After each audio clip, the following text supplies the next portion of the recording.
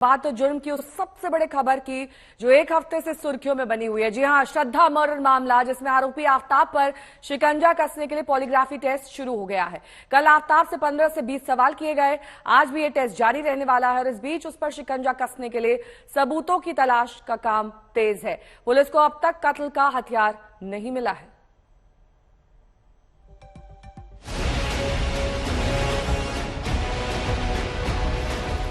जिस शख्स की दरिंदगी ने पूरे देश को सख्ते में डाल दिया, उस शख्स को गौर से देख लीजिए।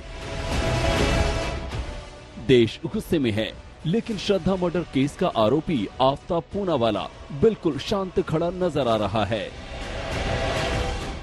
काले मास्क के पीछे कैसा घिनौना चेहरा छिपा हुआ है, उसे बेनकाब करने के लिए कल आफ्ताब को दिल्ली पुलिस की टीम एफएसएल दफ्तर लेकर आई थी।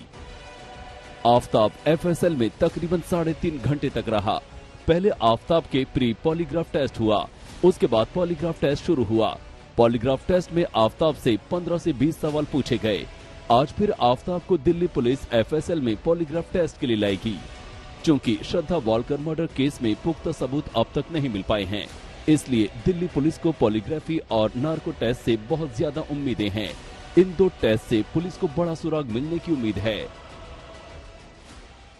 पॉलीग्राफी टेस्ट सच उगलवाने का एक तरीका है और जब कोई भी क्रिमिनल कोई क्राइम करता है, जैसा कि कल भी बता रहे थे हम लोग, तो उसको सच उगलवाने के लिए सारे तरीके इस्तेमाल किए जा सकते हैं। तो उसमें ये पॉलीग्राफ भी एक तरीका है। सर, कितना समय लगता है पॉलीग्राफ टेस्ट होने में? ये 1 से 2 दिन का समय लगता है। 1 से 2 दिन का। और रिपोर्ट कितने कब तक आती है? बहुत जल्दी ही इसकी रिपोर्ट आ जाएंगी। ये केस है, उनकी सबकी रिपोर्ट जल्दी ही कर दी जाएगी। 14 नवंबर को गिरफ्तारी के बाद से आफ्ताब अब तक कई खुलासे कर चुका है। अपनी गर्लफ्रेंड श्रद्धा के शव के 35 टुकड़े करने समेत वो इस केस के बारे में अब तक ऐसी कई बातें बता चुका है जो बेहद सनसनीखेज हैं। उसके बारे में सबसे ताजा खुलासा है, आफ्ताब श्रद्धा के शव के टुकड़ों का हिसाब किताब रखता था, कत्ल की साजिश का रफ नोट बनाता था। आफ्ताब ने कितने टुकड़े कहां ठिकाने लगाए, इसे नोट पर लिखता था। आफ्ताब और श्रद्धा के छतरपुर फ्लैट से पुलिस को मिला साइट प्लान। इसी के आधार पर पुलिस बाकी बचे बॉडी पार्ट्स को ढूंढने का काम कर रही है। आफ्ताब के फ्लैट से मिले नोट के जरिए ही 150 से ज्यादा पुलिसकर्मी जंगल का चप्पा चप्पा छान रहे हैं। दिल्ली पुलिस ने अपने रिमांड एप्लीकेशन में भी इस रफ साइट नोट का जिक्र किया था। कल रिमांड पर सुनवाई के दौरान आफ्ताब ने पहली बार कबूल किया कि हीट ऑफ द मोमेंट यानी गुस्से में बिना सोचे समझे उससे अपराध हो गया।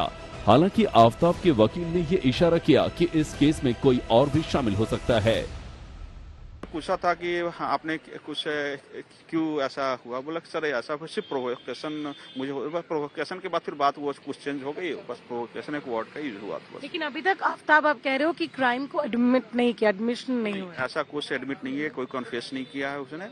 बस ये है कि रूमर फैलाई जा रही है कि उसने कन्फेस कर लिया, ऐसा कोई कन्फेशन नहीं है। सिर्फ वर्बल कन्फेशन है, वर्बल भी नहीं कहा जा सकता है। सिर्फ लेकिन अगर वो कह रहे हैं, मिस कन्फेशन का मतलब है कि मैंने मार दिया उसको, ऐसा कुछ नहीं कहा कि मैंने मार दिया। लेकिन अगर वो कह रहे हैं कि हमने प्रोवोक किया और अगर वो साइट मैप बना के दे रहे हैं तो इसका क्या मतलब है? मैम देखो, ये क्राइम है, क्राइम अगर हुआ अभी पुलिस इन्वेस्टिगेशन हो सकता है, इसमें और भी पर्सन का इन्वॉल्वमेंट हो।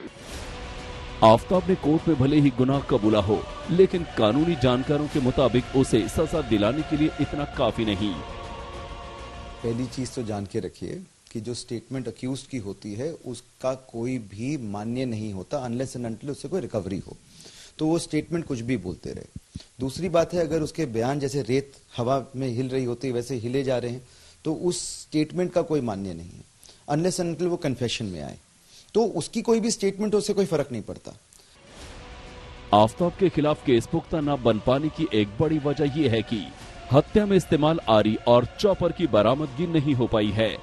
श्रद्धा की खोपड़ी भी पुलिस बरामद नहीं कर पाई है। श्रद्धा का फोन भी नहीं मिला है। मर्डर के दिन श्रद्धा और आफ्ताब के पहने कपड़े नहीं मिले हैं। हालांकि पुलिस के हाथ एक और सफलता लगी है। मेहरौली में आफ्ताब के फ्लैट के बाथरूम में टाइल्स के बीच में से CFSL को खून के धब्बे मिले हैं, जिन्हें जांच के लिए भेज दिया गया है। CFSL की रिपोर्ट आने में 2 हफ्ते लगेंगे। इसके साथ ही दिल्ली को मैदानगढ़ी के तालाब से कुछ हड्डियां और जबड़े का हिस्सा मिला है, जो शुरुआती जांच में इंसान के हाथ की लग रही हैं। सभी हड्डियों को जांच के लिए CFSL भेज दिया गया है। तेजश्री पुरंदरे, वरुण सिन्हा और हिमांशु मिश्रा के साथ अरविंद ओझा, दिल्ली आज तक।